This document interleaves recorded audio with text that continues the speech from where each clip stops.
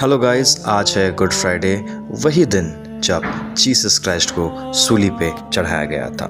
So guys, Jesus Christ का जन्म Israel के जेरूसलम में on the plains of Bethlehem में हुआ था। उनके माता पिता का नाम मदर मैरी और जोसेफ था। गाइस, बचपन से ही जीसस ने अपने जो ज्ञान था उससे लोगों को प्रभावित किया था। उनका जन्म एक दिव्य था, ये तो हम सब जानते हैं, परंतु बाइबल में क्राइस्ट 12 साल की उम्र तक ही दिखाई देते हैं। उसके बाद क्राइस्ट बाइबल से पूरे लापता होते हैं और जब वो 30 साल के हुए तो वो जेरूसलम वापस लौटे।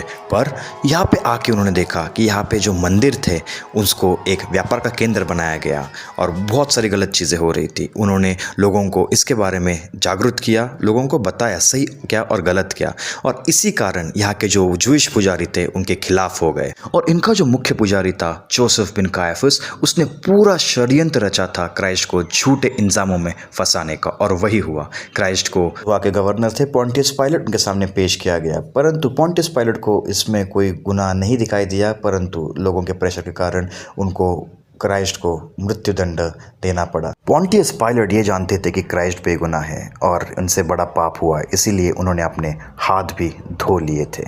एंड गाइस, उसके बाद वही हुआ, क्राइस्ट को जलील किया गया, मारा गया, उनसे भला बड़ा क्रॉस उठाकर पूरी सड़क पे चलने के लिए उनको विवश किया। उसके बाद गाइस वही हुआ, क्राइस्ट को सूली पे चढ़ाया गया और उनके सूली पर ये लिखा गया, जो Jesus of Nazareth, king of juice. उसके बाद क्राइस्ट को सूली से उतारा गया और तीसरे दिन क्राइस्ट पुनः जीवित हो गए, जिसे ही रिसरेक्शन कहा जाता है गाइस। और क्राइस्ट इसके बाद अपने सारे लोगों से मिले और फिर स्वर्ग के लिए इन्होंने प्रस्थान किया। इस रिसरेक्शन को ईस्टर कहते हैं।